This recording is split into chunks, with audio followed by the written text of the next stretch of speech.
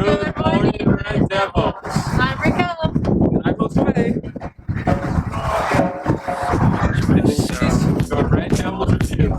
Just leave me for somebody else. Enjoy yourself, enjoy yourself. Hey Red Devils, my name is Sebastian Pineda and I am your ASB president. Please stand for the pledge. Place your right hand over your heart. Ready? Begin. I pledge allegiance to the flag of the United States of America and to the republic for which it stands, one nation, under God, indivisible, with liberty and justice for all. Thank you. You may now be seated. How you doing, Red Devils? This is Mr. Lara, your friendly attendance coordinator. I want to let you know how you can clear your unexcused absences and tardies. The first way is by coming to Saturday school, which is from 8 a.m. to 12 p.m. We have about 5 more Saturday schools in the semester, and those dates are October 30th, November 6th, November 13th, December 4th, and December 11th. Coming to Saturday school will clear a full day of unexcused absence plus 8 tardies. The other way you can clear your tardies is by coming to after school study hall, and that is now Monday through Thursday from 2:45 to 3:45 for 1 hour, and it clears 3 tardies. Mondays and Wednesdays, that is in room 1302, and Tuesdays and Thursdays, it is in room 1307. Again, from 2:45 to 3:45, Monday through Thursday. I want to encourage all of you to be here at school every day and be on time, but if you have unexcused absences and tardies, you know now how to make them up. Have a great day. ICC workshop today at 2:45. My culture is not a costume.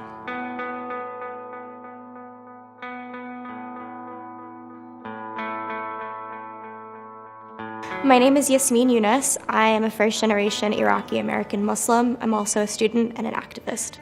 It sucks to see that. It's offensive. It's like a butchering of my culture. I didn't spend 23 years as a Chinese-born American to live next to this. I'm of multiracial descent, including Taino Arawak, which is the indigenous First Nations people of the Caribbean. We're seen as just like TV characters, the savage with the fringes and these boots that, aren't even accurate. Even our body paint has meaning, and then, you just put on this cheap paint that you probably got at the dollar store, for fun because you thought it was funny. Like, my existence is just comical or hilarious to you. I'm Kanaka Maoli, native Hawaiian. One of the things about Hawaiian culture that not a lot of people know is that historically it was illegal to practice anything that had to do with native Hawaiian culture.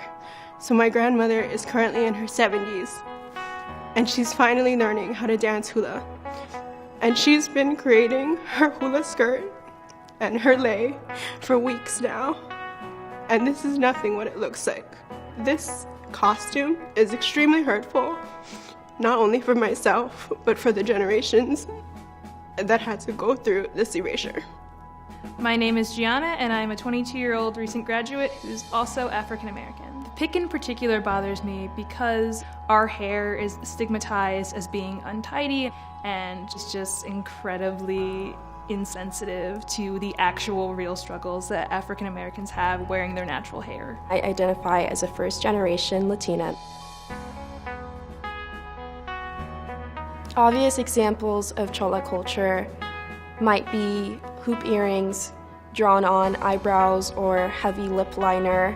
When people appropriate Chola culture in Halloween costumes, it erases the stories and narratives of people who identify with Chola culture. Halloween would be the worst time to co-opt a person's culture because it's a day of dressing up as things that are completely out of the ordinary or very bold or very provocative. So wearing someone else's culture on that day is incredibly offensive because you're basically saying their culture is othered in a way that is almost funny, humorous, or, scary.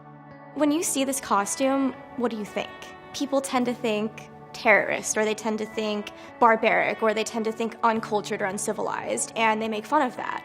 that kind of just goes with like what the media has kind of done with my identity and my background and my religion. You get a jacket, has a dragon on the back. It's just that they think that it's cool and nothing else. They don't find the significance of it. They see it as exotic. I feel like they're mocking me and mocking my family, my history, my attachment to these garments. Cultural appropriation is theft.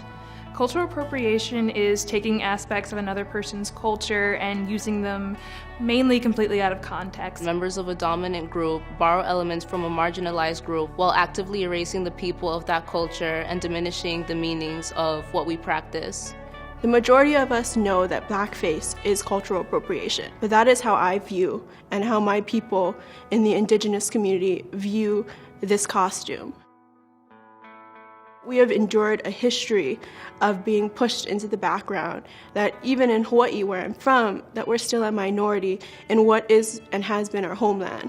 Those are aspects of our cultures and our identities that we were told were wrong, and we were told not to be proud of, and we were told to hide and to conform, and to see folks that don't have to conform, use those aspects of our identity and make it popular, make it cool, or make fun of it.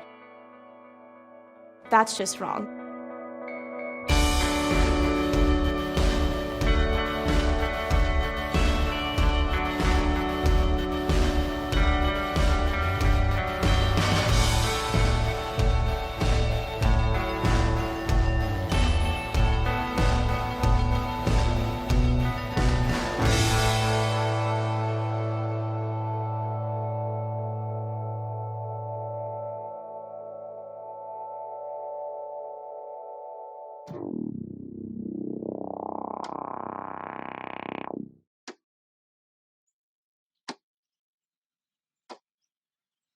This is Metroid Dread, a game that has skyrocketed to one of the best-selling games, so I decided to pick it up for myself and see what all the fuss is about. I've been playing Metroid Dread for a good amount of time now. I've beat 2 bosses already. I've been loving it. The gameplay is awesome. It plays well, the mechanics are great. This game surely keeps you on your toes. This being my first Metroid game, I can't really compare it to any of the older games in the franchise. Now, I can't really talk much about the story due to spoilers, that's just obvious, but what I can talk about is graphics. The game looks great, better than I expected. It pairs really well with the Nintendo Switch OLED, which I was lucky enough to snag one before they sold out.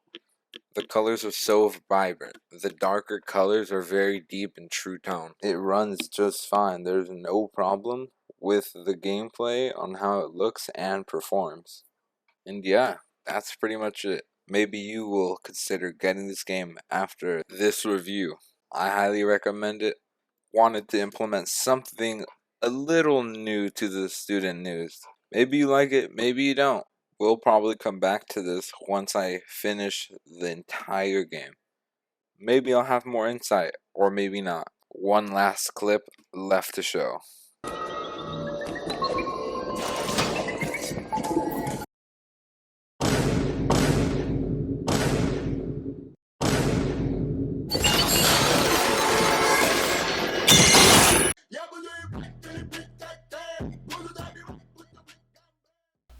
Some popular songs sung by Filipino Americans are Lemonade by Jeremy Passion, Beautiful Girls by Bruno Mars, and Icy Girl by Sweetie. Happy Filipino American Heritage Month, y'all!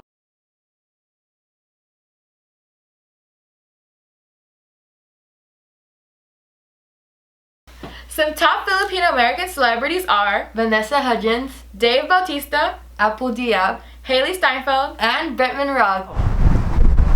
Army recruiters are coming today at 12 p.m. So be there or be a quadriplegic. This year, the Sweetwater High School District is launching a district mental health and wellness student leadership council.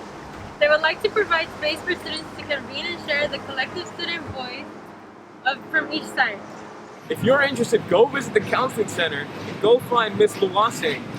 See you guys there.